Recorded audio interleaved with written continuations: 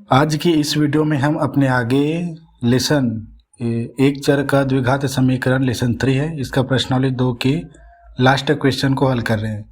इसमें कुल मिलाकर 10 क्वेश्चन है और ये 9वां क्वेश्चन है, ठीक है। और ये कुछ इस प्रकार प्रश्न ये है कि वर्ग समीकरण यानी द्विघात समीकरण, ठीक है, दोनों एक ही है, ठीक है। द्विघात मतलब वर्ग होता है। इसका गुणनखंडन करके उनके मूल निकालना है। इसका गुणनखंडन यानी मध्य पद को तोड़कर इसका गुणनखंड निकालेंगे, फिर उसका मूल निकालेंगे, ठीक है। मूल निकालने के लिए हम गुणनखंड को 0 के बराबर ले लेते हैं, तो x की वैल्यू निकल आता है, ठीक है। तो ये हमारा 9वां क्वेश्चन ऐसा है। और इसमें एक और क्वेश्चन था दूसरा, जो हमारे द्विघात ax² plus bx plus c, ये क्या है, मानक रूप है द्विघात समीकरण का, इससे ये मेल नहीं खाता है, ठीक है। और एक और क्वेश्चन था, सेकंड क्वेश्चन था, या इसी क्वेश्चन 4 का सेकंड क्वेश्चन था, ये 9वां क्वेश्चन है। वो जो है हमारे द्विघात समीकरण के मानक रूप से मेल नहीं खाते थे, और यह भी द्विघात समीकरण की मानक रूप से मेल नहीं खाता है, ठीक है। तब इसे कैसे हल करना है, ठीक है। तो जब मानक रूप से मेल नहीं खाते तो हम a के बराबर, b के बराबर या c के बराबर नहीं निकाल सकेंगे। चूँकि नहीं निकाल सकेंगे तो प्रथम पद और अंतिम पद का क्या है, गुणनखंड नहीं प्राप्त कर पाएंगे। हम ऐसे करते थे ना, a b c का वैल्यू निकालते थे, फिर a गुणा में c की वैल्यू निकालते थे, प्रथम पद और अंतिम पद का गुणनफल निकालते थे, तो हम यहाँ पे नहीं कर पाएंगे। तब इसे कैसे हल करना, इसे देखना। क्योंकि कुछ ऐसे प्रश्न होते हैं जिनको हल करना मुश्किल होता है, और वही जो एग्ज़ाम में आ भी जाता है, ठीक है। ये वर्ग समीकरण है, क्यों है, क्योंकि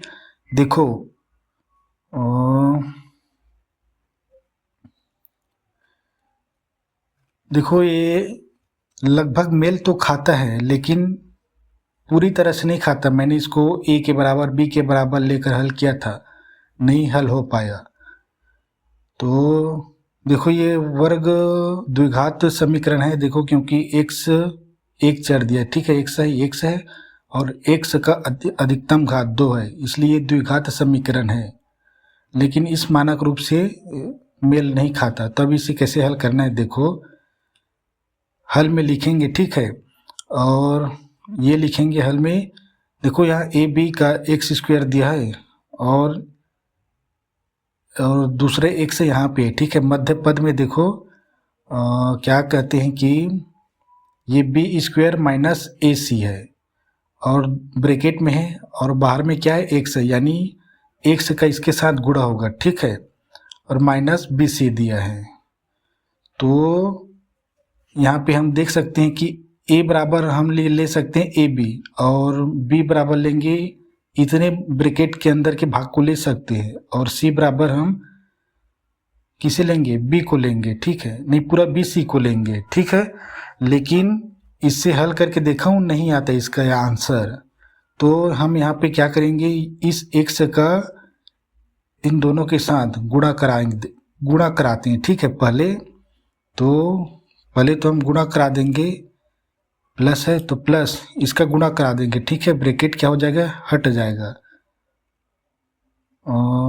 b² x को पीछे रखेंगे, ठीक है, b² फिर x का गुणा, माइनस ये प्लस है तो माइनस ही आएगा, ठीक है। AC को पहले लिखेंगे, AC, और गुणा में जो x है उसको यहाँ कर दिए, ठीक है। x का गुणा करा दिए, यहाँ पे ब्रैकेट हट गया, इसको लिखते हैं माइनस BC बराबर 0। अब देखो यहाँ पे x 3 हो गया है, x² है यहाँ पे, x का एक घात, x का एक घात। अब क्या यहाँ पे आपको वो दिखाई दे रहा है, ग्रुप वाला 2 की जोड़ी में, हाँ, तो हमें 2 की जोड़ी में ग्रुप बना सकते हैं हम यहीं से डायरेक्ट, ठीक है। हमें इसका संभावित गुणनखंड निकालना नहीं पड़ेगा। लेकिन यहाँ पे कुछ पेचीदा है, ठीक है। हमें सीक्वेंस में करना होगा इसे, ठीक है। और सीक्वेंस में क्या होता है, x के घात को घटते क्रम में लिखेंगे, ठीक है। तो मैं यहाँ पे कि लिखता हूँ, मैं यहाँ पे ये दो तरह के लिखेंगे। यहाँ पे हम पहला समीकरण को x के घात के घटते एवं, ठीक है, x के घटते घात में लिखेंगे। चूंकि x का 2 घात रहेगा उसे पहले लिखेंगे, 1 घात होगा उसे पीछे लिखेंगे, ठीक है। एवं दूसरा ये लिखेंगे हम अल्फ़ाबेट के क्रम में लिखेंगे, एवं अल्फ़ाबेट एवं वर्ण क्रम लिख देता हूँ, ठीक है। वर्ण क्रम ए बी सी के अनुक्रम में लिखने या इसे करने पर, ठीक है। तो ये दोनों को हम एक साथ लिखेंगे, ठीक है। पहला हम यही देखेंगे, x का घात सबसे बड़ी कौन है, घटते हैं ना। घटते क्रम में क्या है, बड़े को पहले फिर छोटे लिखते चले जाते हैं। तो पहला क्या है, x का बड़ा घात क्या है, यहाँ पे ये वाला है, ठीक है। x का बड़ा घात ये है और यहाँ पे x का छोटा घात है। तो ठीक है, मैं ये x का बड़ा घात लिखता हूँ, यहाँ पे ये वाला पूरे पोर्शन को लिखेंगे। लेकिन यहाँ पे मैं ए बी सी को नहीं लिख रहा हूँ ना, ठीक है। या हम ये भी देख लेते हैं ए बी सी को। देखो यहाँ पे x का वर्ग केवल अकेला है, ठीक है, पहला पॉइंट।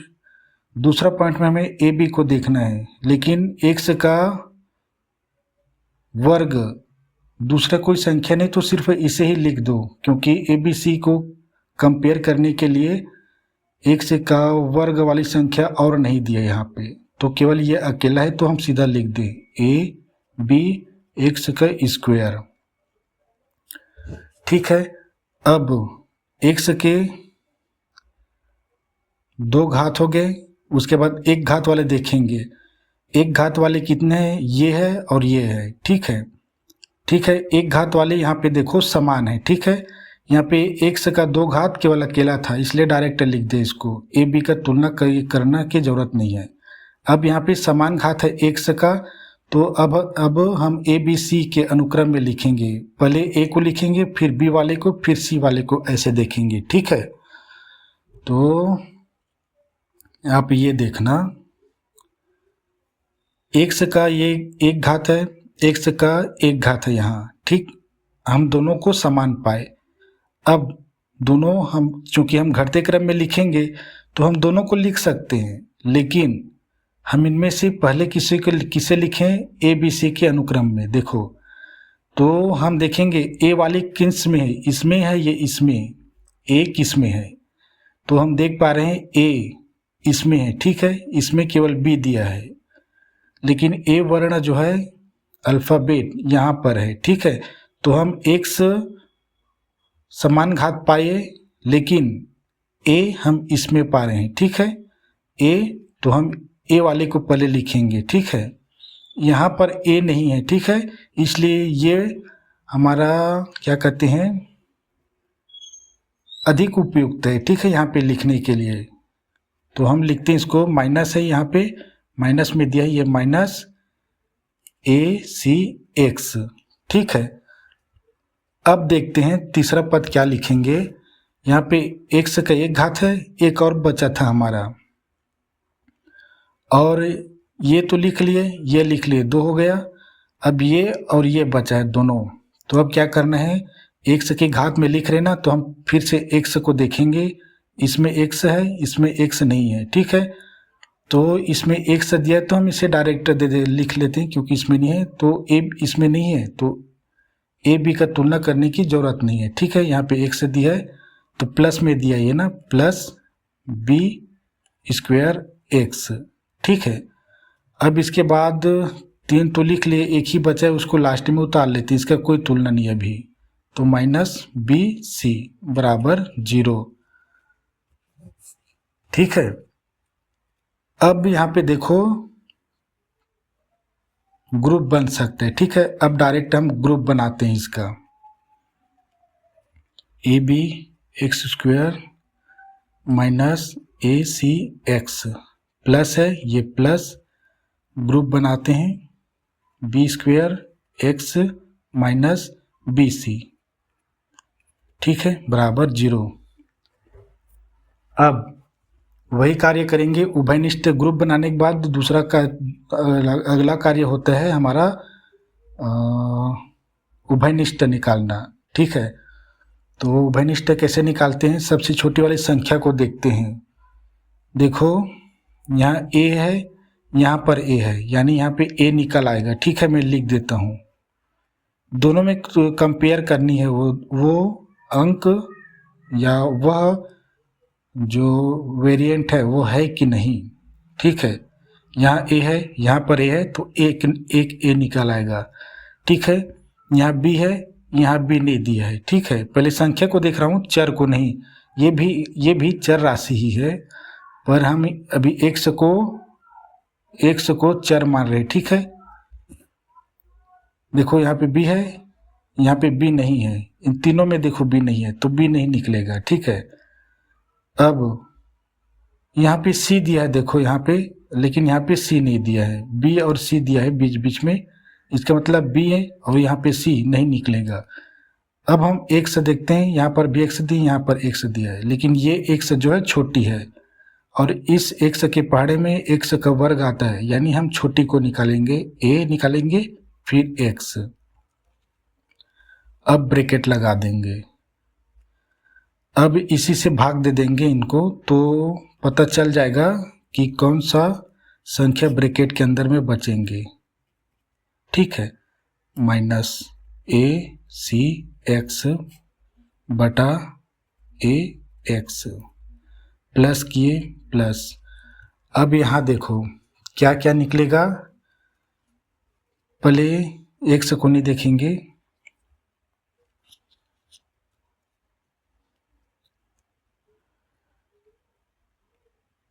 ये बी दिया है, यहाँ पर भी बी दिया है, ये बी छोटा है, ये वर्ग में है। ठीक है, तो ये छोटा है, तो हम पहले छोटा को निकाल देते हैं। ठीक, अब यहाँ पे सी दिया है, यहाँ पे एक्स दिया है, तो ये दोनों नहीं निकलेंगे। ठीक है, इधर तो कुछ है ही नहीं, तो ये बी से भाग दे देंगे,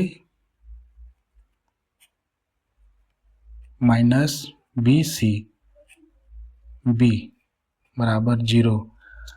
अब देखो जो उभयनिष्ठ लिए उसको लिख ले। ठीक, अब उसके बाद भाग करा के देखते हैं हम। देखो समान वेरिएंट का समान के साथ होता है। ठीक है, देखो यहाँ पे ए और ए आपस में कट गए। ठीक, बी नहीं दिया है तो या और ऊपर में बी दिया है, यानी अंश में और हर में नहीं दिया तो बी नहीं कटेगा, तो हम पहले बी को लिख लेते हैं। ठीक है, और ये तो बताते आ रहा हूँ ना कि जब भाग करते हैं समान आधार वाले को तो घात घट जाती है। यहाँ पे एक घात है, यहाँ पे दो घात है, दो घात में एक घात घट गई तो एक बचता है, तो हम उसे एक एक्स लिख लिए। यहाँ पे कुछ नहीं, यानी एक घात है, यहाँ पे माइनस माइनस। यहाँ पर भी देखो ए और ए आपस में कट गए, यहाँ पे सी दिया है, यहाँ पे सी नहीं दिया है, तो सी बचेंगे। ठीक है, और ये एक्स भी आपस में खत्म, plus plus B B bracket open.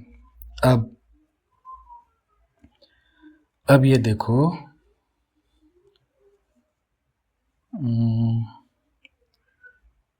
Same to same, यहाँ पे देखो x और x समान घात है ना, और वर्ग दिया था तो क्या बचा, x एक घात। वैसे ही देखो b और यहाँ पे b समान क्या है, आधार है, और एक वर्ग है, यहाँ पे कुछ नहीं है तो b का एक वर्ग है, यानी यहाँ पे भी वैसा ही होगा। b यहाँ पे क्या है, 2 घात 1 घात घट जाएगी तो बचेगा b बस।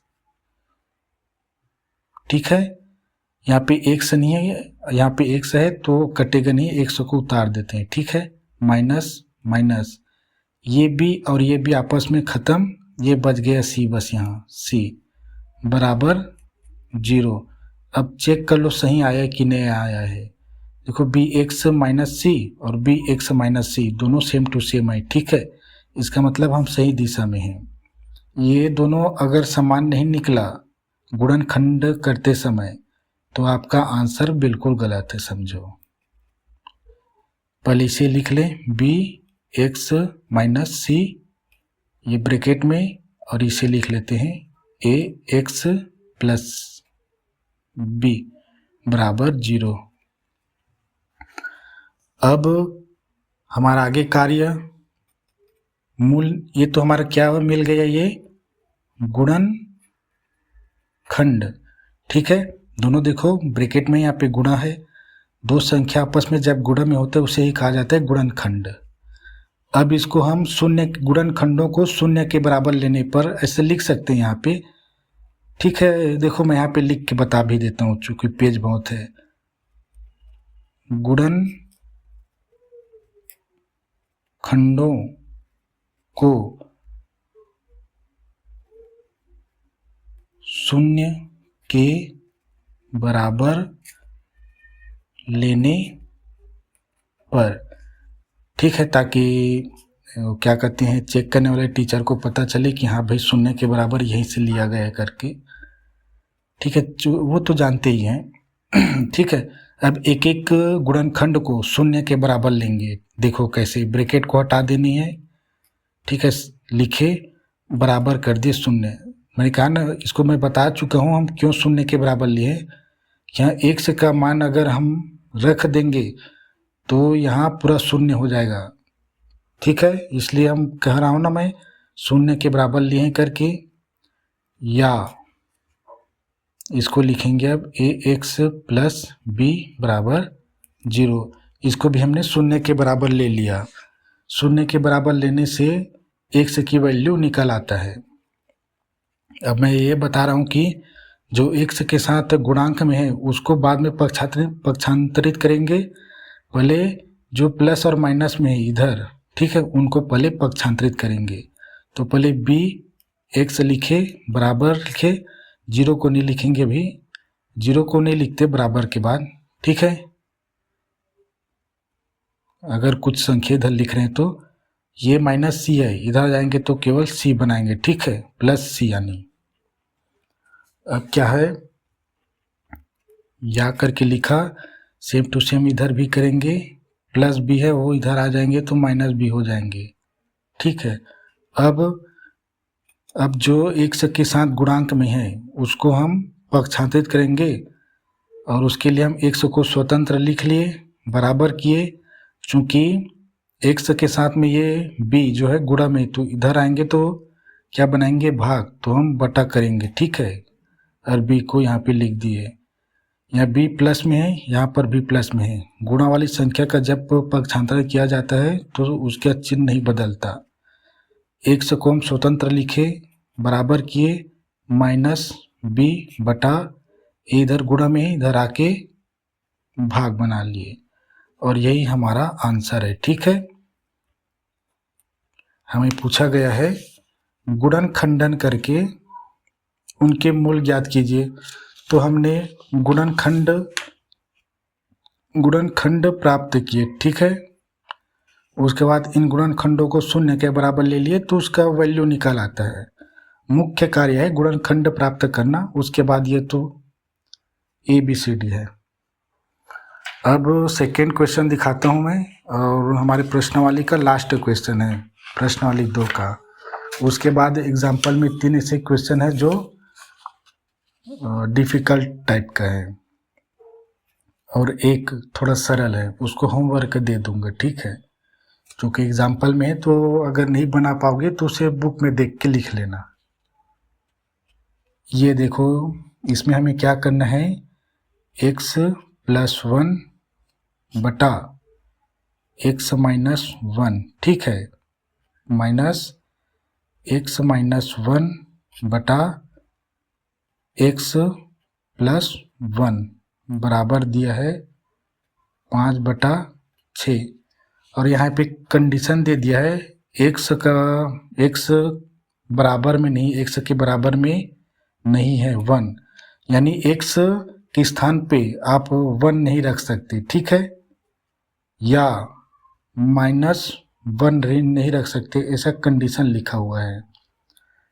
मतलब यहाँ पे देखो कई लोग क्या बुद्धिमान हो जाते हैं ना, एक्स के स्थान पे हम 1 रख देंगे तो हम इसको बना लेंगे ऐसे। यहाँ पे आप एक्स के स्थान पे 1 या -1 करके नहीं लिख सकते। इस प्रकार की चीज़ें उसमें होता है जब आप कंपटीशन एग्ज़ाम की तैयारी करेंगे ना, तो गणित के क्वेश्चन को कैसे हल किया जाए, तो ऐसे ही एक्स की वैल्यू को 1 करके या 2 करके ऐसे भर देते, फिर निकाल देते आंसर शॉर्ट ट्रिक में। तो लास्ट क्वेश्चन लंबा जाएगा, हल करें इसको। देखो अभी ये क्या है, द्विघात समीकरण नहीं है ना, हमें प्रश्न में ही पूछा गया। देखो हमेशा प्रश्न में बताया जाएगा आपको क्या करना है, आप यहाँ पे हड़बड़ाना नहीं कि कैसे करेंगे करके, ऐसे डायरेक्ट दे दिया जाएगा प्रश्न आपको। तो मुझे लगता है कि आपको इस प्रकार से लिख कर दिया जाना चाहिए कि निम्नलिखित वर्ग समीकरणों का गुणन खंडन करके उनके मूल ज्ञात कीजिए करके, ठीक है। या आप अगर ऐसे नहीं दिया, यहाँ पे प्रश्न में पहचान लेंगे कि इसको वर्ग समीकरण बनाना है पहले करके, द्विघात समीकरण बनाना है करके, लेकिन डायरेक्ट दे दिए रहेंगे। तो आपको यही सोचना है कि अगर x और y दिए हैं, तो हमने पिछले अध्याय में देखे थे ना, 2 कंडीशन बनेंगे, 2 समीकरण बनाएंगे। और अगर x दिए रहेंगे, कभी भी दिए रहेंगे जीवन की किसी भी क्लास में, 11वीं 12वीं जो भी रहे, उसमें आपको द्विघात समीकरण बनाने की कोशिश करनी है हमेशा याद रखना। लेसन 2 2 चरों का रैखिक समीकरण x और y यानी 2 पात्रों को सिखाने के लिए है। और हमारा लेसन 3 एक चर का यानी x का द्विघात समीकरण, ये केवल एक चर को हल करने के लिए सिखाने वाला है। इसमें देखो एक ही चर है ना, तो हमेशा याद रखना इसको हम द्विघात समीकरण बना सकते हैं करके। अगर 2 चर होते x और y, तो आपको यह सोचनी होगी कि हम इसे 2 समीकरण बनाएंगे, ठीक है, उसे रैखिक समीकरण बनाएंगे, ठीक है। x और y रैखिक समीकरण क्या होता है यहाँ पे बता देता हूँ, ax प्लस by बराबर में इधर c होता है, ये रैखिक समीकरण का मानक रूप है, ठीक है। इसमें x और y होते हैं और c होते हैं, c इधर हो जाते हैं और इसमें क्या है, c इधर आ जाते हैं, बराबर में 0 हो जाता है, ठीक है। 2 चर होंगे तो आपको इस फॉर्म में बनानी है। अगर एक चर है तो आपको 2 चर का मतलब द्विघात समीकरण का मानक रूप में बनानी है। तो पहले हम इसे 2 घात का वर्ग समीकरण का क्या कहते हैं, मानक रूप में लाते हैं। पहले समीकरण बनाएंगे इसको। तो समीकरण बनाने के लिए क्या करेंगे, पहले से एक बार लिख लूं क्या, यहाँ पे लिखता हूँ, हरों का लघुत्तम समापवर्त लेने पर, ठीक है। मैं क्या कर रहा हूँ यहाँ पे ये बता दूँ, चूंकि ये दोनों भिन्न संख्या, ये भी भिन्न है, ये भी भिन्न है, ठीक है, ये पूरा भिन्न है और आपस में क्या ऋणात्मक है, यानी घटानी, एक भिन्न को दूसरे भिन्न में घटानी है।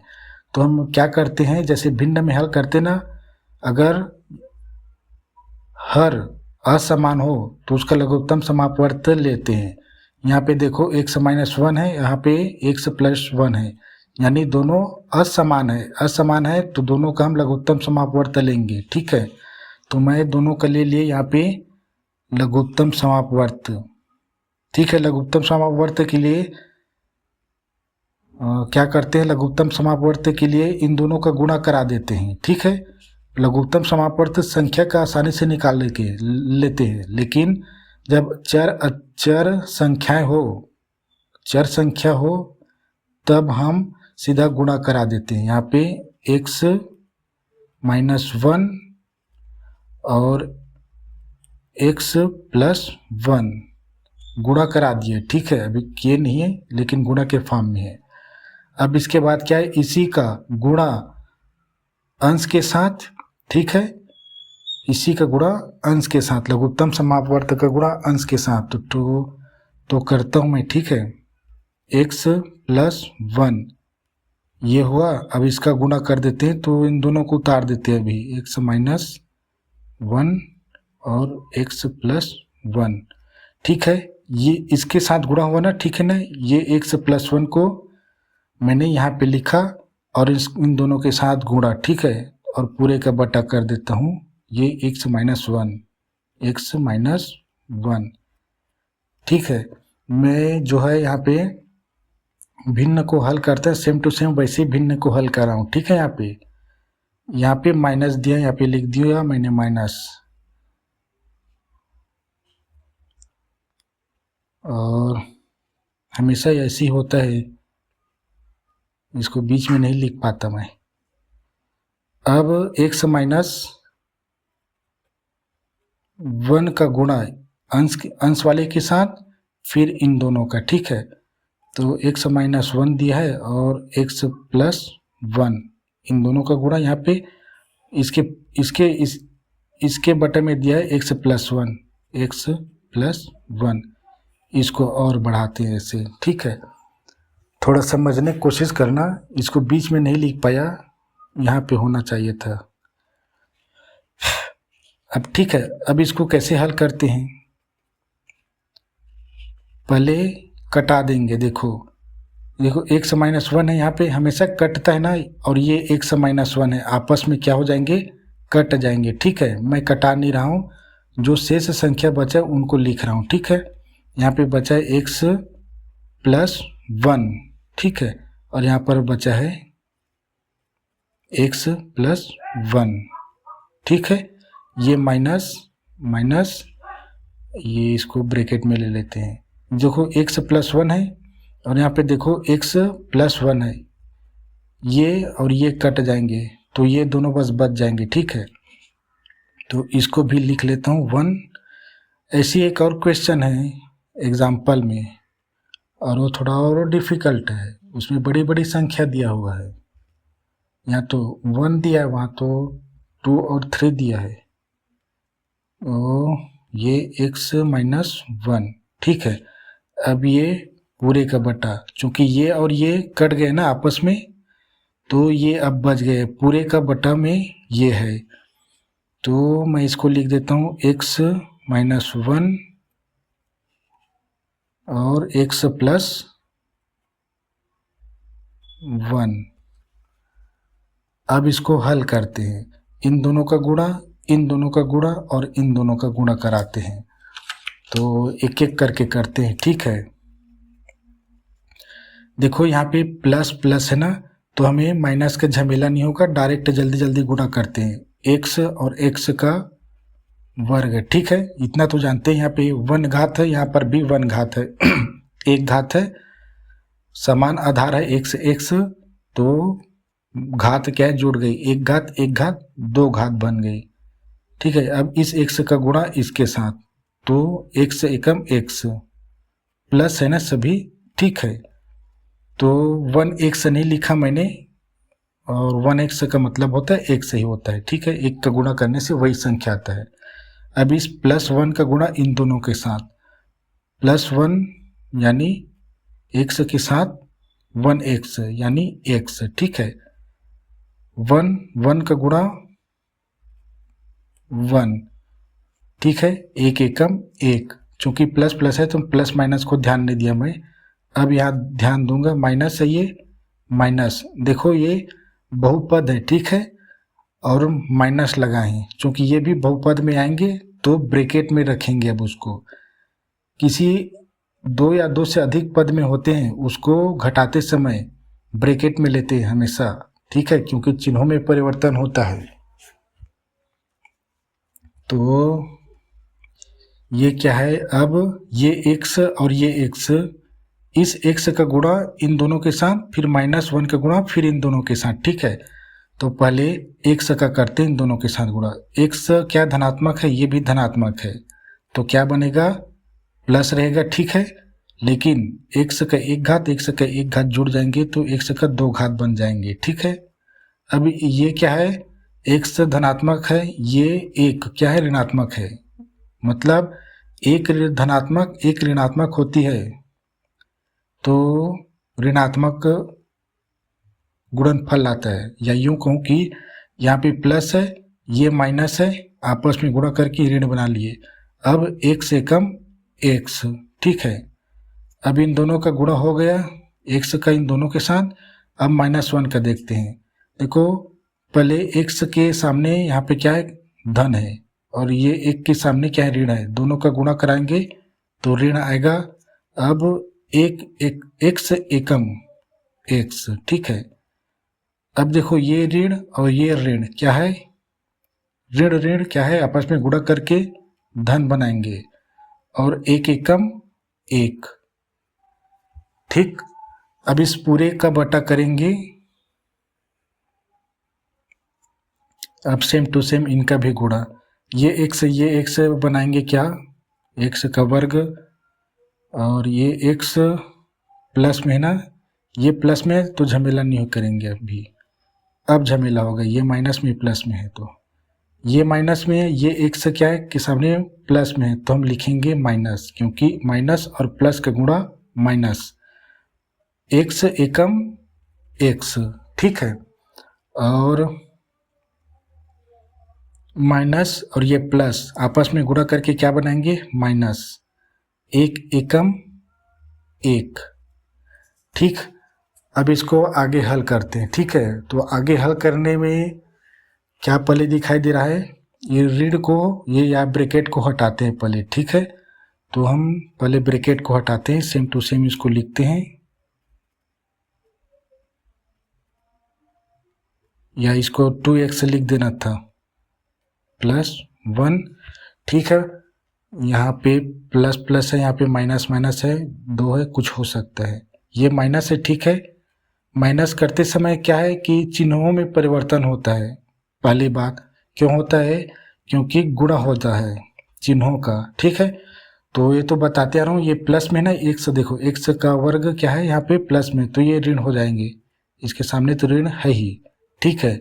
ये प्लस ये माइनस हो जाएंगे, प्लस x का x माइनस का प्लस x का x माइनस प्लस का माइनस 1 का 1, ये ब्रैकेट नहीं लगाना था, ठीक है।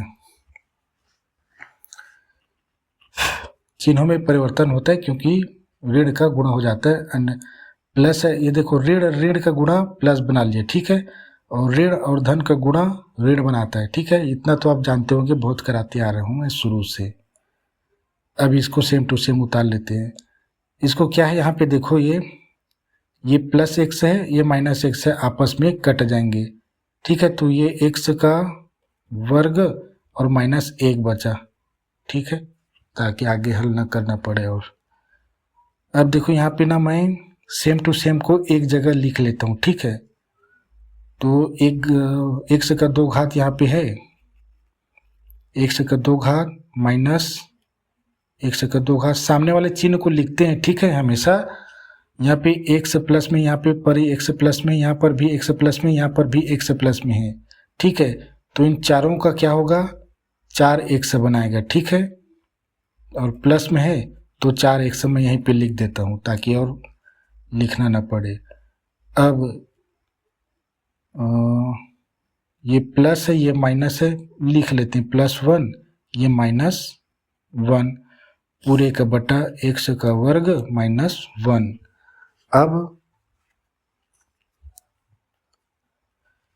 अब क्या, देखो ये प्लस में है, ये माइनस में, खत्म, ठीक है। ये 1 और ये 1 प्लस माइनस में, ये भी खत्म। और मैं ये करते नहीं आ रहा हूँ मैं शुरू से कि बराबर 5/6 लिखना है यहाँ पे, देखो तभी तो द्विघात समीकरण बनेगा। ठीक है, लास्ट में उतार देते हैं, कोई बात नहीं, एक तरफ ध्यान था। 5/6, यहाँ पर भी 5/6 और यहाँ पर भी 5/6। ठीक है, अब क्या बचा लास्ट में, ये एक से 0 हो जाएंगे और ये 1 आपस में 0 प्लस माइनस में है, तो देखो ये प्लस में है ये माइनस में 0, ये प्लस में ये माइनस में 0, तो यहाँ पे 4x बचा बटा में x का वर्ग -1 बराबर 5/6। ठीक, अब इसको चूंकि भिन्न दोनों संख्या है और बराबर में है तो तिर्यक गुणा करते हैं। ठीक है, इस स्थिति में तो तिर्यक गुणा करें।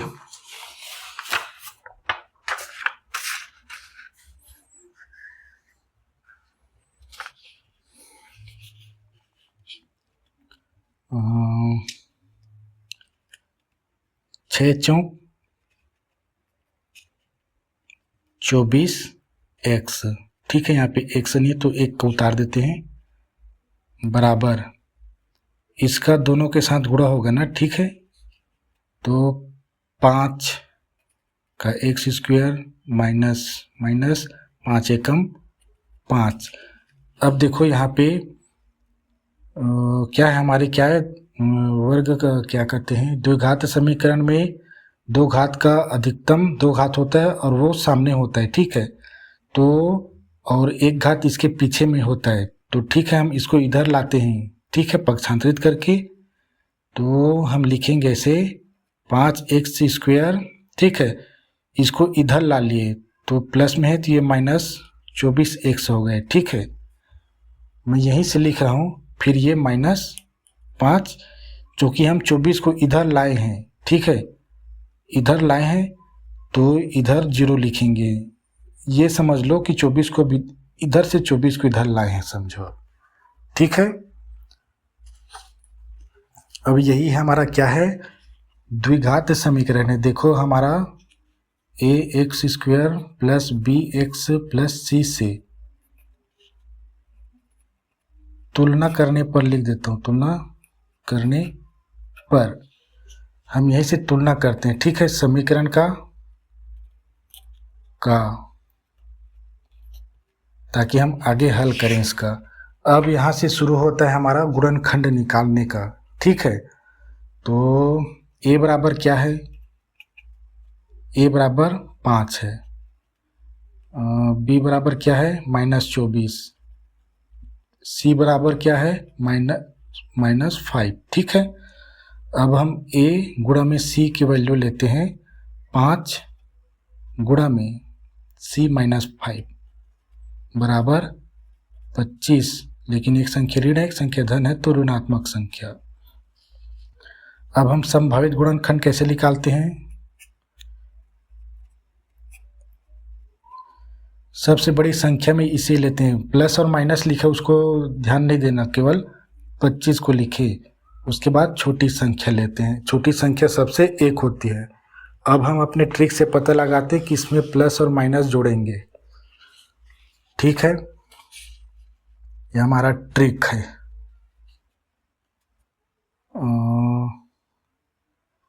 ये क्या है, AC का गुणनफल क्या आया है, ऋण आया है, तो हम इस फार्मूले को देखेंगे, ऋण। ठीक है, अब हम मध्य पद क्या है, ऋण है या धन देखेंगे, मध्य पद क्या है, माइनस है ना। ठीक है, तो ये माइनस मध्य पद को देखेंगे और इसकी बड़ी संख्या क्या होगी, ऋण होगी, तो 25 को मैं ऋण कर देता हूँ। और बड़ी क्यों, क्योंकि देखो इधर बड़ी और छोटी धन होगी, तो धन और ऋण दोनों को लिखना है ना, ऐसे नहीं कि धन है तो नहीं लिखेंगे, लिखना पड़ेगा। यहाँ पे -25 आएगा। ठीक है, गुणनखंड गुणा करेंगे तो। अब आगे इसका देखते हैं, हम यहाँ पे क्या कर रहे हैं, संभावित गुणनखंड निकाल रहे हैं, जिसको जोड़ने पर मध्य पद के बराबर आए। ठीक है, तो ये 25 2 से नहीं जाएगा, 3 से भी नहीं, सीधा 5 से ही जाएगा। ठीक है, +5 लिखे, 5 × 5 = 25, माइनस 5 और 5 को घटाएंगे तो 0 हो जाएगा। अरे ये तो हमारा ये पहला ही क्वेश्चन सही था। -25 + 1 दोनों को योग करेंगे। देखो यहाँ पे हमने गलत कर दिया, 2 में चले गए थे। यही हमारा पहला गुणनखंड है। देखो -25 ये क्या है, हमारा पहला गुणनखंड है। ठीक है, इसको ध्यान नहीं देना कृपा करके। 25 गुणा को भूल जाओ, +1 बराबर कितना आएगा। एक संख्या ऋणात्मक एक संख्या धनात्मक है तो संख्या घट जाती है 24। चूंकि 25 बड़ा है तो ऋणात्मक 24 और मध्य पद b के बराबर है। ठीक है हमारे। अब इसमें हम x फुट कर देते हैं। -25x प्लस x का गुणा 1 के साथ होता है तो 1 सही रहता है। ठीक है, बराबर यह आप 1 लिख सकते हैं, इसमें कोई बुराई नहीं है। ठीक है, बराबर -24x। अब देखो आपको स्पष्ट -24x -24x के स्थान पे हमें ये भर देनी है। -24 योग ये तो -24 है मध्य पद b के बराबर। तो अब हमें बतानी होगी AC बराबर -24 का संभावित गुणनखंड ये है। ठीक है, पहला ही निकल आया था, ध्यान नहीं दिए थे, +1। ठीक है, का योग ये है। ठीक है, -25। आप यह नहीं समझना कि ये योग नहीं है। ठीक है, बराबर -24 है जो मध्य पद b के बराबर है। इतना लिखना। अब अतः करके लिखना और पहला पद उतारना, 5x का वर्ग। ठीक है, -24 और यहाँ पे दिया है -24। अब -24 के स्थान पे पूरे को लिख दो, -25x + x। x के बाद कुछ नहीं है तो इधर है x के बाद -5 बराबर 0। अब ठीक है, यहाँ पे हम चार क्या कहते हैं, हमारा मध्य पद टूट गया। उसके बाद ग्रुप बनाते हैं डायरेक्ट, 5x का वर्ग, उसके बाद -25x पूरे का ग्रुप बोल दो। ठीक है, प्लस इन दोनों को ग्रुप। प्लस है तो चिन्हों में कोई परिवर्तन नहीं होता। ठीक है, माइनस रहता है तो होता है। इसे बहुपद से बताते आ रहा हूँ। ठीक है, क्योंकि इन प्रश्नों को हम पहले भी हल कर चुके हैं, इसलिए इस लेसन में ज़्यादा ध्यान नहीं दे रहे हैं। ठीक है, लेकिन क्वेश्चन को हल कर करके अब दिखा देता हूँ मैं। संख्या को पहले देखते हैं, उभयनिष्ठ निकालते समय ग्रुप बनाने के बाद उभयनिष्ठ निकालते हैं। और मैंने बताया कि पहली संख्या को देखेंगे, सबसे छोटी संख्या को देखेंगे। क्या 5 की पाढ़े में 25 आता है? तो हाँ, 5 × 25 = 25, तो 5 को निकाल दो।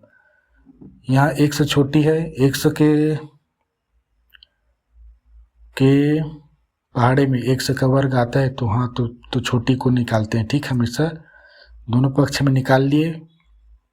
अब इसी से भाग दे देते हैं, 25x ये प्लस। अब यहाँ क्या निकलेगा? यहाँ कुछ नहीं है, देखो यहाँ पे कुछ नहीं है। ठीक है ना, तो कुछ नहीं होता है तो 1 को निकाल दो। ठीक है, यही बचेगा।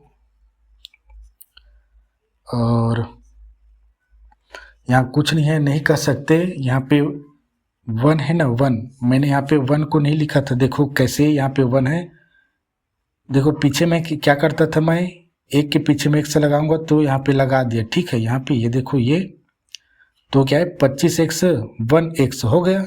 ठीक, अब मैं यहाँ पर भी 1 लगा दूं ऐसे, तो 1x हो गया। और यहाँ पर भी लगा देंगे ग्रुप 1x, तो अब यहाँ पे सोचेंगे सबसे छोटी संख्या 1 है और 5 की पहाड़े में 1 के पहाड़े में 5 आता है, तो हाँ, तो हम यहाँ पे 1 निकालेंगे, ठीक है, ऐसे, और 1 को यहाँ पे लिख दिया और 1 से भाग दे दिए, ठीक है, ऐसे। इससे अच्छा समझ में आया, ठीक है। बराबर में किया, जो घनिष्ठ निकालें उसे लिख लेते हैं, इसमें कोई परेशानी नहीं। देखो ये 5 आपस में कड़े, संख्या का संख्या के साथ भाग और चर राशि के साथ भाग और गुणा होता है, ठीक है। संख्या संख्या आपस में खत्म, और इसे तो बताते आ रहा हूँ मैं, यहाँ पे एक से आएगा, ठीक है। एक घात घट जाएगी, यहाँ पे एक घात है तो माइनस माइनस संख्या के साथ 5 पंचे 25, ये एक से एक घात एक बनाएंगे और एक का गुणा 5 से होगा तो 5 ही आएगा, तो खत्म करते हैं इसको। प्लस वन, ठीक, और एक के साथ भाग देते हैं तो वही संख्या आती है, गुणा और भाग करते हैं एक से तो वही संख्या आता है, ठीक है। इसे अब एक से लिख लेते हैं, ठीक है, इसे एक से लिख लेते हैं, ठीक है। यहाँ पे गुणा कर देते हैं इसको, क्योंकि यहाँ पे x है 5 बराबर 0। देखो यहाँ पे x माइनस 5 यानी बिल्कुल हम सही हैं, हमको उत्तर माला जैसे देखने की जरूरत नहीं है। 5x + 1, आप किसी को भी आगे पीछे लिख सकते हैं, कोई वो नहीं। ये हमें क्या प्राप्त हुआ, गुणनखंड, ठीक है। अब इसी को आप लिख लेना, गुणनखंडों को शून्य के बराबर लिखने पर, ठीक है, तो उसके बाद हम प्रत्येक गुणनखंड को शून्य के बराबर लिख लेते हैं और कोष्टक को हटा देंगे, ठीक है। x + 1 बराबर 0 या x - 5 बराबर 0। अब क्या होगा, मैंने कहा था ना, जो 5x को पहले लिखेंगे, बराबर करेंगे -1, गुणांक वाली संख्या को दूसरी बार में पक्षांतरित करेंगे, पहले प्लस माइनस को निपटाते हैं, स्वतंत्र हो गया, -5 इधर +5 हो जाएंगे। अब इसका गुणांक वाली संख्या को पहले x को स्वतंत्र लिखे, -1 किए, 5 क्या है गुणा में है, इधर आ जाएंगे तो भाग में हो जाएंगे, प्लस है तो ये भी प्लस में ही रहेगा। अब ये x बराबर 5 तो है ही, ठीक है, यही हमारा आंसर है। तो ठीक है, ये क्वेश्चन जो है थोड़ा लंबा था, कहाँ गए। ऐसा ही एक और क्वेश्चन है एग्जाम्पल में, और मैं ये कहूँ कि आज टाइम भी ज़्यादा हो गया है, ठीक है, 48 मिनट हो चुका है, तो क्या यहीं पे रोक दूं या एक आध बता दूं। चलिए बताता हूं मैं। अब क्या है, हमारा प्रश्नावली 2 खत्म हो चुका है, अब बच गया क्या, प्रश्नावली 2 की क्या बचा। एग्जाम्पल में 4 ऐसे क्वेश्चन हैं, 4 क्वेश्चन हैं जिसको मैं क्या कहूँ कि थोड़ा थोड़ा मैं निकाल के दे देता हूँ, अपना हल करना आगे। तो मैं पहला क्वेश्चन ये दिखाता हूँ मैं, ये क्या है, x² + 2 करनी 2 -6 बराबर 0। अब इसको क्या करना है हमें, ये पहला एग्जाम्पल है ना, एग्जाम्पल का पहला प्रश्न, यानी ये दूसरा है, मैंने पहला कर दिया, पहला को आपको होमवर्क दे दूंगा। मैंने इसको क्या करूंगा ना, मध्य पद को तोड़ तोड़ के दे देता हूं, ताकि आप इधर हल कर लेंगे आसानी से, ठीक है, ताकि आज ही खत्म हो जाए एग्जाम्पल भी। तो समीकरण को क्या करेंगे, यहाँ पे x है ना, ठीक है ना, ये x है, हाँ, -6 बराबर 0 को a² + bx + c से तुलना करने पर, ठीक है, इतना लिखे। अब उसके बाद लिखेंगे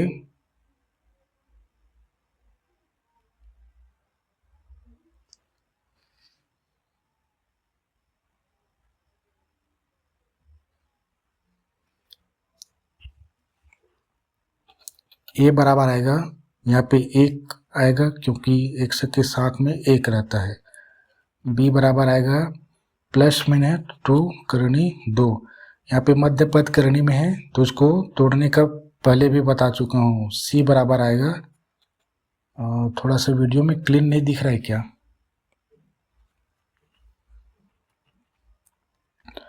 c बराबर आएगा -6। बिल्कुल सेम टू सेम हमारा कौन सा प्रश्न था, वो 8वां प्रश्न था, वैसे ही सेम टू सेम। तो हम यहाँ a गुणा में c निकालते हैं। a 1 दिया है, गुणा में -6 बराबर -6। हम संभावित गुणनखंड कैसे निकालेंगे? a c बराबर दिया है -6, ठीक है। अब हम मध्य पद में करणी संख्या को छोड़ो, अभी संख्या के पीछे हम करणी लिखेंगे ना, तो पहले करणी गुणा में देखो गुणनखंड 2 संख्या का प्राप्त होगा, तो हमने 2 करणी ले लिए, ठीक है। प्लस माइनस में नहीं लेना, इसे केवल प्लस प्लस में ही लेना, ठीक है। पिछले वीडियो में माइनस माइनस कर दिया था। इसको हल करेंगे तो आएगा 2, ठीक है। और 2 को 6 से 2 को 6 को 2 से भाग दे देना, तब आएगा कितना? 3 आएगा, ठीक है। और इसमें प्लस लेंगे या माइनस लेंगे?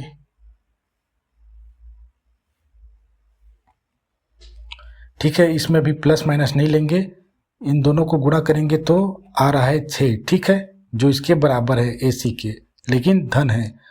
अब हमें इस 3 को, इस जो 3 है, इसे संभावित गुणनखंड में सबसे बड़ी और उसके बाद एक छोटी संख्या लेंगे। अब इसमें हम प्लस माइनस का कॉम्बिनेशन करेंगे, ठीक है। तो ये क्या है? ऋणात्मक आया है, और ये क्या है? धनात्मक है। पहले हमारा गुणनफल क्या आया है? ऋणात्मक आया है, और हमारा ये क्या है? धनात्मक में है। तो ये ऋणात्मक आया गुणनफल और मध्य पद धनात्मक में है, तो बड़ी संख्या धन रखेंगे, छोटी को ऋण करेंगे, ठीक है। तो हम छोटी को ऋण करते हैं, बड़ी को धन, छोटी को ऋण।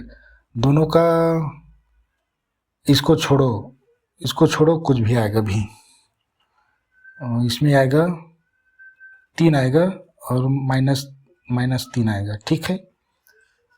यानी ऋणात्मक आ रहा है, 2 को गुणा कर देंगे तो ऋणात्मक 6 आएगा, ठीक है। यहाँ पे करनी लगाऊंगा, पिछले वीडियो में मैं बता नहीं पाया था इसको, इसमें आज बता के बताऊंगा। क्या इसको हल करेंगे तो मध्य पद, अब करनी को नहीं देखना है आपको, अब +2 को देखना है, +2 को, ठीक है। तो +3 और -1 को जब हम गुणा करेंगे, योग करेंगे, तो +2 आएगा, ठीक है। कल जैसा ही है, लेकिन वहाँ पे चिन्हों का, यहाँ पे माइनस था, यहाँ पे पर प्लस था। तो ये देखो हमारा यही जो है गुणनफल है। क्या कहूँ, पहले इसको एक लाइन छोड़ देता हूँ मैं इसको समझाने के लिए। इसको +3 - 1 बराबर करता हूँ, तो एक संख्या धनात्मक, एक संख्या ऋणात्मक, क्या आएगा? 2। ये क्या है? +2 में है ना, ठीक है। करने को भी भूल जाओ ना, करने का काम यहाँ पे कर चुके हैं। और 3 क्या है? बड़ी संख्या, तो प्लस आया, ठीक है। तो देखो यहाँ पे +2 आया। अब करनी को यहाँ पे ना मैं फुट करता हूँ, पीछे लगाता हूँ मैं, तो -3 का क्या हो जाएगा? +2 गुणा करेंगे तो -6, देखना कैसे, ये +3। अब इस करनी को, इस वाले भाग के करनी को देखो, करनी समान ही रहेंगे ना, करनी समान, यहाँ पे करनी 2 कैसे लिया? यहाँ पे करनी 2 इसलिए, अगर करनी 3 होता तो करनी 3 लेते, करनी 2 लिए, ठीक है। गुणा किया मैंने, इसमें करनी जोड़ रहा हूँ ना, ठीक है, कल की वीडियो में नहीं बता पाया। और -1, ठीक है। अब इसका करनी इसके पीछे में लगा देते हैं 2। अब देखो ये माइनस, इन दोनों का गुणा किए तो -3 आया, उसको लिख लिए। अब इसके पीछे में करनी 2 का गुणा करेंगे तो 2 आएगा ना, इनका और इनका गुणा करेंगे तो 2 आएगा, तो गुणा में 2 कर दिए, बराबर आएगा। इन दोनों का गुणा करेंगे तो देखो एक संख्या ऋणात्मक है, एक संख्या धनात्मक है, तो -6 आएगा, ठीक है। यहाँ पे ऐसे लिख देता हूँ समझने के लिए, ठीक है। तो हम बिल्कुल सही, हमारा क्या है, संभावित गुणनखंड बिल्कुल लाइन पर ही है, ठीक है। -6 आए ना, इन दोनों का गुणनफल -6, हमारा ACB -6 आया है, तो मैं यही बता रहा हूँ, ठीक है। ये 1 है, ये ठीक है। अब इसमें इस वाले भाग में जो हमने योग किए हैं, ये हमारा क्या है, गुणन संभावित गुणनखंड है, ठीक है। ये हमारा योग है। अब हम इसमें x को फुट करते हैं। x को फुटना यहाँ पर भी मैं ये करके दिखाता हूँ, +3 करनी 2 को रख दिया, इसमें भी अब करनी 2 को फुट कर देते हैं। पहले तो इसमें किए, अब इसमें करते हैं, ठीक है। ये इसका है करनी और ये इसका करनी है, चूंकि करनी वाला संख्या भी दिया है ना, तो हमें समझने के लिए, ठीक है।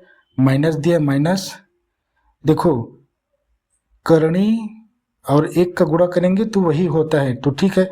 यहाँ पे करनी का, यहाँ पे 1 ना लिख के मैं सीधा करनी 2 ही लिख रहा हूँ। यहाँ पे 1 रहेगा तो वही वैल्यू होता है, 1 का गुणा करने से करनी 2 का मान नहीं बदलेगा, तो ठीक है। बराबर किए, +2 है तो +2। अब इसके पीछे भी करनी दिया है ना, यहाँ पे क्यों लिए थे मैंने यही बताया, करनी 2 है तो यहाँ पे मैं लिख दे करनी 2। अब यहाँ पे हम x की वैल्यू भर देंगे, x की वैल्यू भर देंगे, बोलता हूँ x को लिख देंगे पीछे में, x माइनस करनी 2x बराबर +2 करनी 2x। अब देखो यहाँ पे करनी 2x है, यहाँ पर भी +2 करनी 2x है, ठीक है। अब उसके स्थान पे हमें जो मध्य पद को तोड़ने के लिए भरते हैं उसको ये भर देंगे, तो ठीक है। आज थोड़ा धुंधला दिख रहा है क्या? अब थोड़ा समझने की कोशिश करना इतने प्रोसेस को, करने वाले को कैसे हम उसका संभावित गुणनखंड निकालेंगे, ठीक है। थोड़ा सा जगह कमी था इसलिए इसको यहाँ पे लिख दिया, बिल्कुल एकदम करेक्ट है। हमें कल मैं जगह छोड़ नहीं पाया तो थोड़ा सा गड़बड़ हो गया। AC बराबर -6 का संभावित गुणनखंड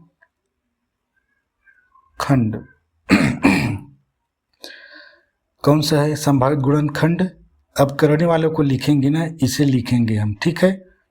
तो इधर ज़्यादा हो जाएगा, मैं यहाँ पे लिखता हूँ जी, +3 करनी 2 गुणा में माइनस है उसको ऐसे लिख लेते हैं 1 करनी 2, ठीक है, का योग। योग के लिए अब इसको लिखेंगे, करनी को फुट किया ना, देखो इसका करनी इसमें डाल दिए और इसमें डाल दिए करनी, ठीक है। का योग करने वालों को ही लिखेंगे यहाँ पे, ठीक है। +3 करनी 2 -2 बराबर +2 करनी 2, ये वाला, ठीक है। एक सवाल है जो मध्य पद b के बराबर है। अब इसके बाद हम अतः करके प्रथम पद को उतारेंगे। अतः प्रथम पद क्या है, x का वर्ग, थोड़ा सा इधर चला जाया कर, मज़ा आता है जल्दी में, x का वर्ग। अब यहाँ पे दिया है +2 करनी 2x, ठीक है। तो इसके स्थान पे हम इस पूरे भाग को लिखेंगे, ठीक है। इसके स्थान पे तो +3, देखो यहाँ पे मैंने प्लस लिखा तो यहाँ पे हमने प्लस क्यों लिखे समझ में आए, ठीक है। हम यहाँ पर प्लस लिखा है इसलिए यहाँ पर प्लस लिखें, यह नहीं समझना है। ये मैं बहुपद और द्विघात समीकरण दोनों लेसन में यही बताते आ रहा हूँ, ठीक है। हमेशा नहीं बताया हूँ, लेकिन मैं गोल घेरा करके इसी क्या कहते हैं, इसी लेसन में भी बताया मैं किस पूरे भाग का उतारेंगे करके। ये देखो यहाँ पे माइनस है तो माइनस का झमेला होगा, ठीक है। ये x जो है करनी के अंदर नहीं है ना, और ये ख़त्म हो गया। इसके बाद दिया -6 बराबर 0, तो ये -6 बराबर 0। अब क्या है, अब मैं इधर क्या करूँ, यहाँ पे ये झमेला होगा तो लिख देता हूँ मैं, यहीं पे छोड़ देता। देखो इसको ग्रुप बनाएंगे, ये माइनस है तो इधर चिन्हों में परिवर्तन होगा, करनी 2 x प्लस हो जाएगा माइनस, प्लस हो गया 6 बराबर 0। अब देखो यहाँ पे करनी 2 है ना, तो मैंने पहले बताया ना कल कि ये जो यहाँ पे करनी 2 आएगा, ठीक है, कैसे आएगा, इसे देखने को बोला था संभावित गुणनखंड को, ठीक है। तो इसको मैं कल का बता चुका हूँ मैं। तो हम इस 6 को, क्योंकि करनी 2 क्या छोटी संख्या है और इसके पहाड़े में ये 6 आता है, ठीक है, तो हम इसको करनी में कन्वर्ट कर लेंगे। देखो यही पे बताता हूँ इसका गुणनखंड कहाँ से, इसके गुणनखंडों को ही देखना होता है, यहीं पे हमें सेम टू सेम मिलता है, ठीक है।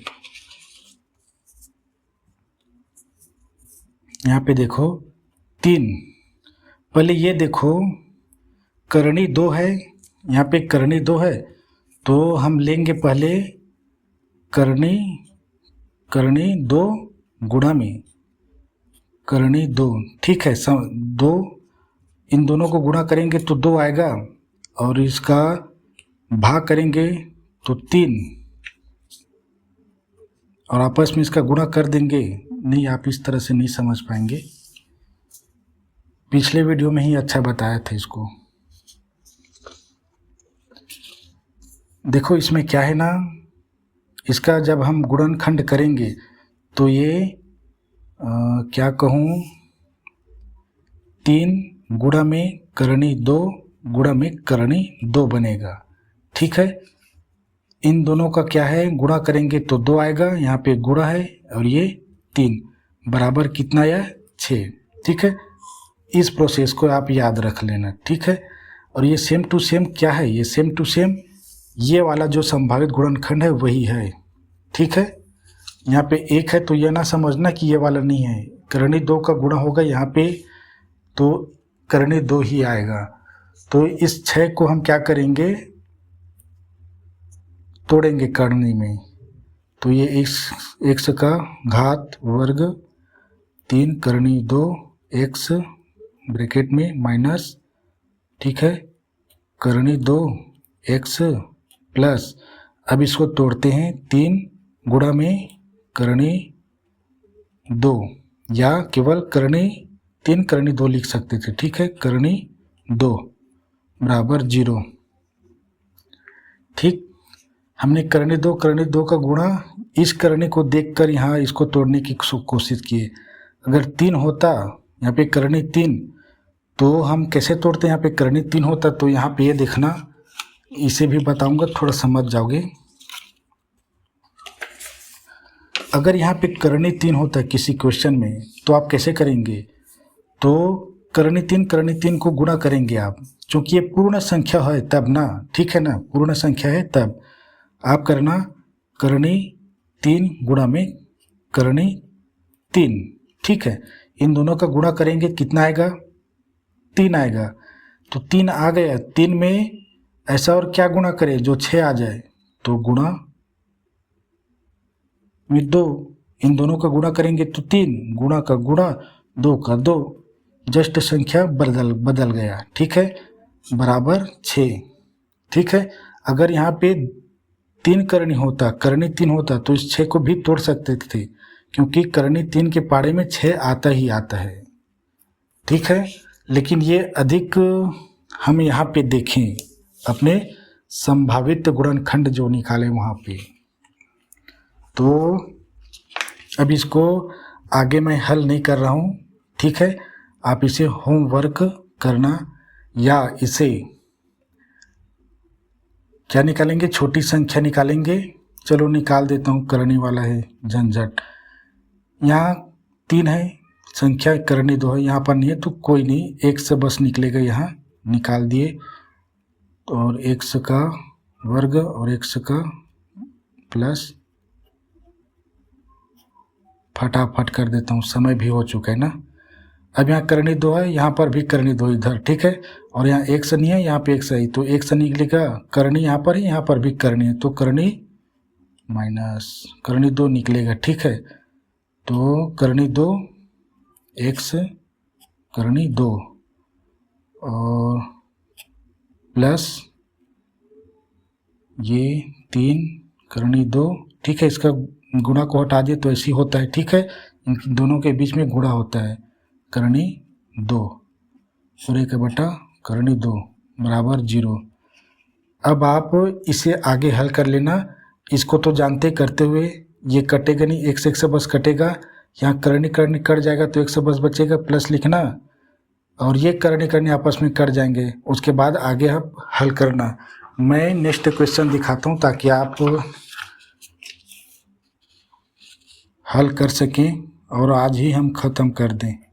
दूसरा एग्जाम्पल दिखाता हूँ मैं। दूसरा एग्जाम्पल फटाक से दूसरा एग्जाम्पल लिख देता हूँ। 3x का वर्ग प्लस, इसको भी हम कर चुके हैं लगभग, और इसमें करनी है इसलिए इसे भी बता रहा हूँ, ठीक है। ये हमारा क्वेश्चन है। समीकरण लिखेंगे, समीकरण को, ठीक है, यहाँ पे समीकरण लिख लेना। समीकरण को ax² plus bx plus c से तुलना करने पर, चूँकि क्या है ना, चौथा क्वेश्चन बड़ा लंबा है, वो हमारा जो x+1 वाला था ना, वैसी है। a बराबर दिया है करनी 3, b बराबर दिया है 10, c बराबर दिया है 7 करनी 3। a गुणा में c बराबर कितना होगा, करनी 3 गुणा में 7 करनी 3। आपको तो मालूम है करनी का गुणा और संख्या का गुणा होता है। इधर अगर यहाँ पे 1 है तो इन दोनों का गुणा होगा, ठीक है। तो 3 बनाएंगे, 3 करनी समान घात है ना, समान संख्या वाली करनी का गुणा होता है तो समान संख्या लाती है, करनी हट जाता है, ठीक है। अब यहाँ पे 1 है, 7 एकम 7, और यहाँ पे क्या गुणा होता है, तो ये गुणा, चूँकि कोई 7 21, हम यहाँ पे संभावित गुणनखंड निकाल रहे हैं, ठीक है। बड़ी संख्या हम 21 को ही ले लिए, ठीक है, छोटी संख्या हम 1 लेंगे। चूँकि मैं ये ट्रिक दिखाता हूँ, यहाँ पे ये क्या है, संभावित गुणनखंड 21 है, प्लस में है, ठीक है, प्लस में, और मध्य पद भी प्लस में है। तो प्लस वाले देखते हैं, AC प्लस में है, B वाला प्लस में है, छोटी बड़ी दोनों को प्लस में रखनी है, ठीक है। तो प्लस लिखनी है, ऐसे नहीं कि नहीं लिखना है, बराबर 21, और क्या योग करेंगे तो 22 हो जाएगा। ये तो 21 2 से नहीं जाता, 3 से चला जाता है, 3 7 21 प्लस 3 7 तिया प्लस 3, और देखो 7 3 10 मध्य पद के बराबर आ रहा है 21। ये देखो प्लस 7 गुणा को भूल जाओ, प्लस 3 बराबर 7 3 10, ठीक है, प्लस 10। लिखने में कोई वो नहीं है। अब x को लिख देता हूँ मैं, प्लस 7x प्लस 3x बराबर प्लस 10x। इसमें करने का थोड़ा सा झमेला हो सकता है, तो मैं थोड़ा सा जल्दी बता दूं। AC बराबर 21 का संभावित गुणनखंड कौन सा है, प्लस 7 गुणा में प्लस 3। इसे ऐसे कोष्टक में लिख लेना ताकि अच्छे से समझ में आए। का योग प्लस 7 प्लस 3 बराबर प्लस 10 है, जो मध्य पद B के बराबर है, ठीक है। अतः करके लिखेंगे। प्रथम पद को उतारूं मैं, प्रथम पद 3x का वर्ग है।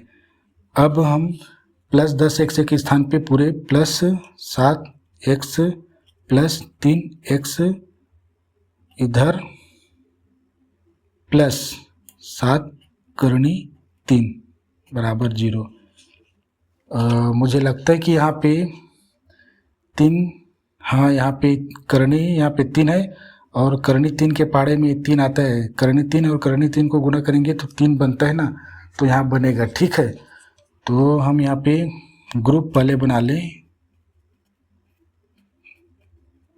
प्लस है तो कोई झमेला नहीं, 3x प्लस 7 करनी 3, और हमेशा ऐसे ही रहेगा ना तोड़ने के लिए। अब ये करनी 3 बराबर 3 होता है, तो एक बार और लिख लूँ मैं।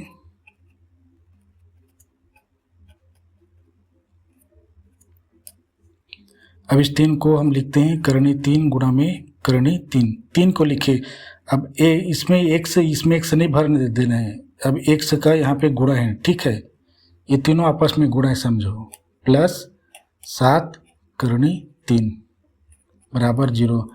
अब आप इसे यहाँ पे करनी दिया इस पक्ष में, यहाँ पर भी करनी 3 दिया, यानी इधर करनी 3 निकलेगा और यहाँ कुछ नहीं निकलेगा, केवल x को निकालना। ठीक है, और मैं आगे क्वेश्चन को हल कर रहा हूँ, आप इसे आगे हल करना। ठीक है, बुक में एग्जाम्पल में दिया है, इसलिए आपको, चूँकि ये वाली जो ना बड़ी लंबी है, हल करना पड़ेगा, पहले वर्ग समीकरण बनाना पड़ेगा। तो ये हमारा कौन सा क्वेश्चन, तीसरा एग्जाम्पल है। देखो कैसे लंबा है ये।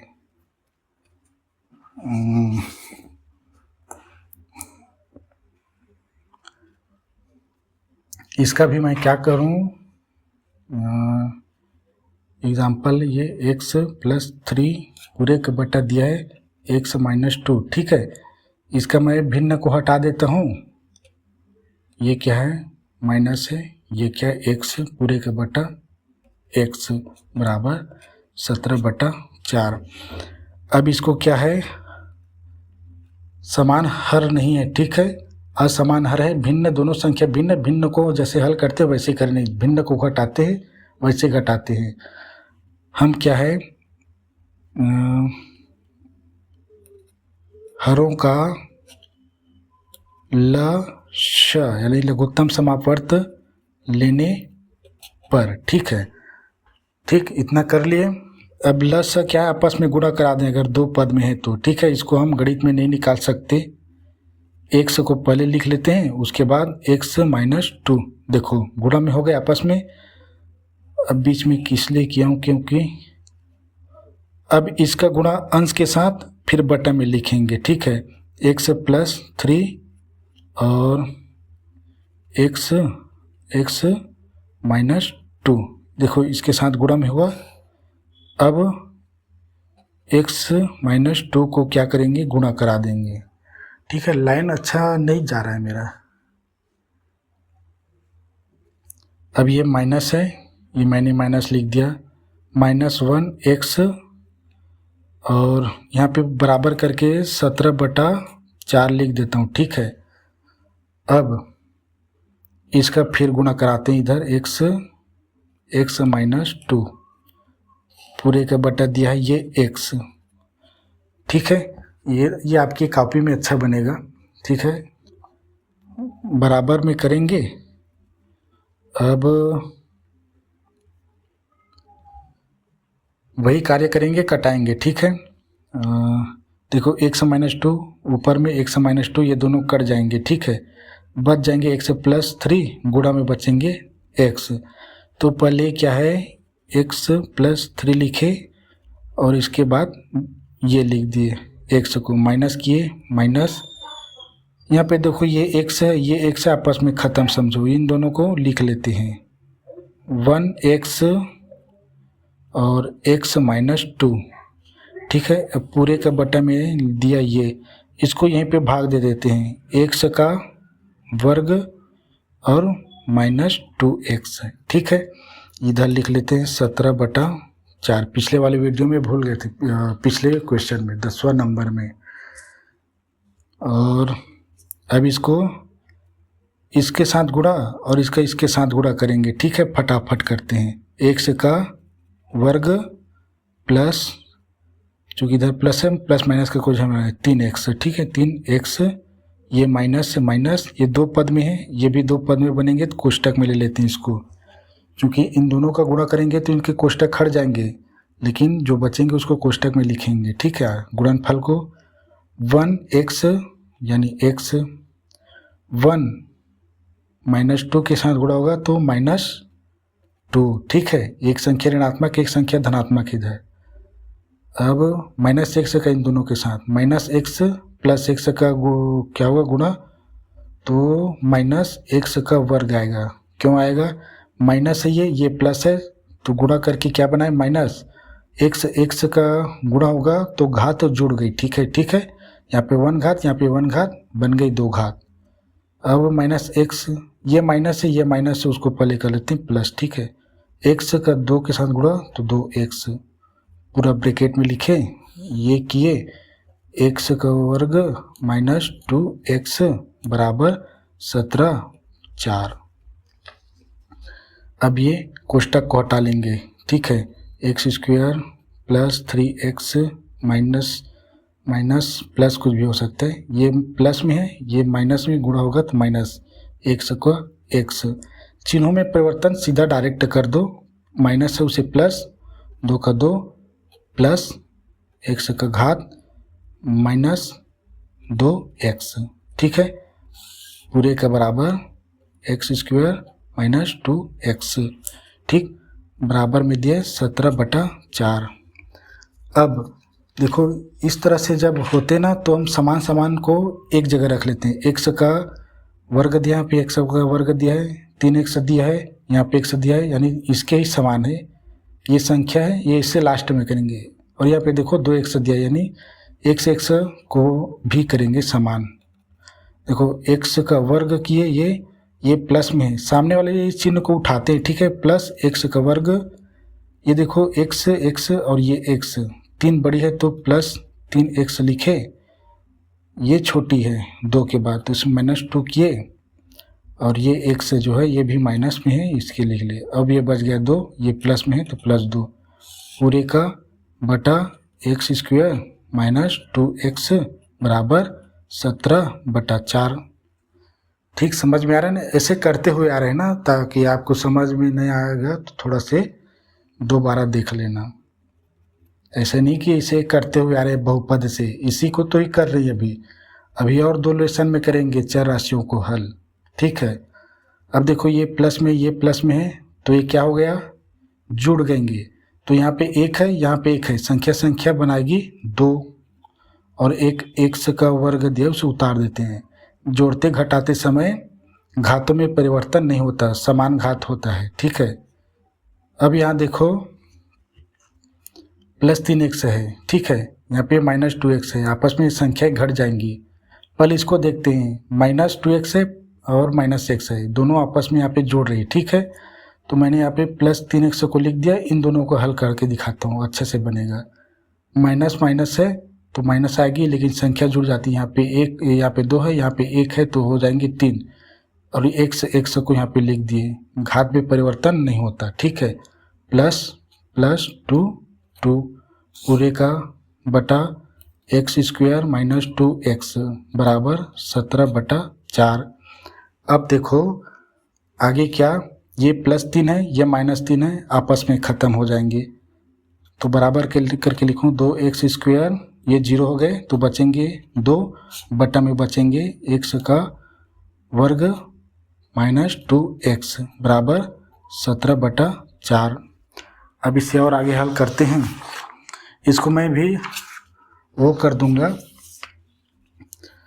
अब दोनों संख्या क्या है, भिन्न में है और बीच में बराबर है तो तिर्यक गुणा होता है, 4 का इसके साथ 17 का इसके साथ, तो ऐसे लिखते हैं पहले 4 2x का वर्ग +2 बराबर लिखेंगे 17, और इसको उतारेंगे x² माइनस, आज थोड़ा सा धुंधला दिख रहा है वीडियो और बड़ा वीडियो भी बन रहा है, परेशानी ना हो आपको। ठीक, अब गुणा कराते हैं इसका, 4 दूनी प्लस माइनस का कोई झमेला नहीं, 4 दूनी 8 x का स्क्वायर, क्योंकि यहाँ पे कोई x नहीं है। अगर x देखो 2 गुणा हो रहा है चर राशियों का, और एक में चर राशि नहीं दिया, एक में चर राशि दिया है, तो एक का उतार देते हैं सेम टू सेम, क्योंकि यहाँ पे कुछ नहीं है। तो इसका मैं ये कह रहा हूँ कि संख्या संख्या के साथ गुणा होता है और चर राशि का चर राशि के साथ। चूँकि यहाँ पे चर राशि नहीं दिया है तो उसका ऐसे उतार देते हैं, संख्या का हो गया गुणा। ये प्लस में, चूँकि यहाँ प्लस है, ये भी प्लस है, प्लस 4 दूनी 8 बराबर बराबर ये हो जाएंगे 17x²। चूँकि संख्या संख्या के साथ होता है, यहाँ पे कोई संख्या नहीं समझो, पर है एक संख्या, तो 17 एकम 17 और x का वर्ग यहाँ पे, ये प्लस है ये माइनस है, तो ये माइनस हो जाएगा, गुणा करके संख्या के साथ। ठीक है, 17 दूनी 34, और यहाँ पे कोई x नहीं है, यहाँ पे x है तो उसका उतार देते हैं।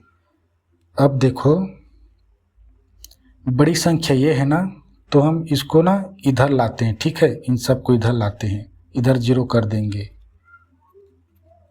तो ये 17x² वर्ग समान को मैं यहीं से फटाक से कर देता हूँ। इधर चला जाएगा ये 8 वाली, तो ये माइनस हो जाएगा क्योंकि इधर प्लस में है। ठीक है, ऐसी समझदारी दिखाना। ठीक है, अब ये इस x को रखेंगे। ठीक है, -34x घात के घटते क्रम में। ठीक है, अब ये x + 8 है, इधर आ जाएंगे तो -8। अब चूंकि ये इधर चला गया तो यहाँ पे बच गया 0। ठीक है, इधर चला गया और इधर को हम इधर लिख ली शुरू में, अब इधर को अब लास्ट में लिखेंगे। इधर क्या बचा था, 0 बचा। अब इसको जो क्या करेंगे हम, 17 में 8 गया तो 9 बचेगा, और घात में कोई परिवर्तन नहीं होता, वैसे लिख दो। इसमें कुछ नहीं है तो -34x, ये -8 बराबर 0। ठीक है, तो यही हमारा द्विघात समीकरण है। ठीक है, समीकरण का ax² + bx + c से तुलना करने पर ये क्या है, समीकरण। ठीक है, मैं इसका संभावित गुणनखंड निकाल के दिखा देता हूँ, उसके बाद उसे आप हल करने, क्योंकि इसमें करने का कोई झमेला नहीं है। ठीक है, तो a बराबर आएगा 9, b बराबर आएगा -34 और c बराबर आएगा -8। a गुणा में c बराबर 9 गुणा में -8 बराबर 8 × 72। एक संख्या ऋण है, एक संख्या धन है, तो ऋण आएगा। संभावित गुणनखंड कैसा होगा, सबसे बड़ी संख्या के लिए हम अभी 72 को लेंगे, माइनस प्लस में हमें कोई लेना देना नहीं है, और छोटी संख्या के लिए हम 1 ले लेते हैं, बराबर 72। और किधर गया ये,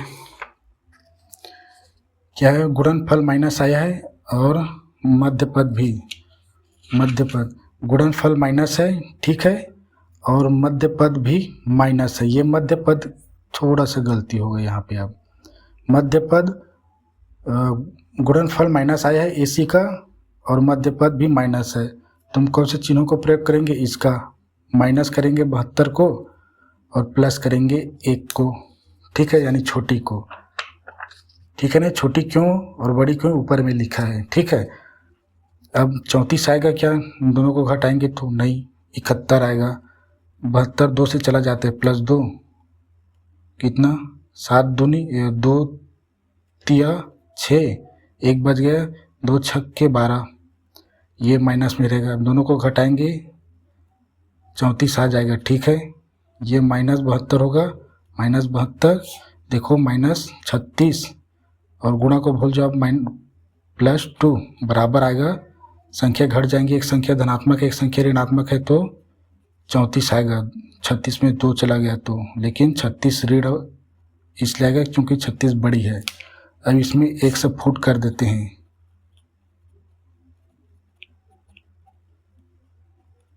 ठीक, अब ये -34 के स्थान पे आप -36x + 2x, देखो यहाँ पे प्लस माइनस का झमेला नहीं होगा।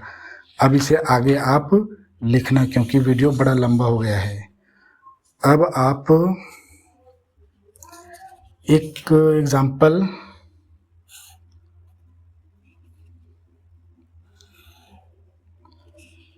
क्या कहूँ, एग्जाम्पल नंबर पहला जो है इसमें कोई, इसे हम चौथा मान लें भी, 8x का स्क्वायर माइनस 22x माइनस 21 बराबर 0। इसको आप होमवर्क करना, ठीक है। चूँकि वीडियो बड़ा लंबा हो गया है, मज़ा नहीं आएगा। ये भी एग्जाम्पल में ही दिया बुक में। तो इसका मैं ये बता दूं, क्या बुक में ही दिया है इसका, मध्य पद 22 को तोड़ेंगे ना तो -28 प्लस 6, ठीक है। ये मध्य पद को तोड़ेंगे तो 1 से फुट कर लेना आप, ठीक है। अब इसे आप आसानी से हल कर सकते हैं, ठीक है। इसको ऐसे लिखना, 8x square minus 28x plus 6x minus 21 बराबर 0। ये देखो, अब यहीं से आप ग्रुप बना लेना, ठीक है। इसको संभावित गुणनखंड ये निकलेगा, गुणनखंड में ये आएगा 28 गुणा में प्लस 6, ठीक। तो आज की वीडियो इतना ही। नेक्स्ट प्रश्नावली 3 पे चलते हैं, उसमें और बहुत अच्छे चीज़ें सीखने को मिलेंगे हमको, ठीक है। नेक्स्ट प्रश्नावली में मिलते हैं, धन्यवाद।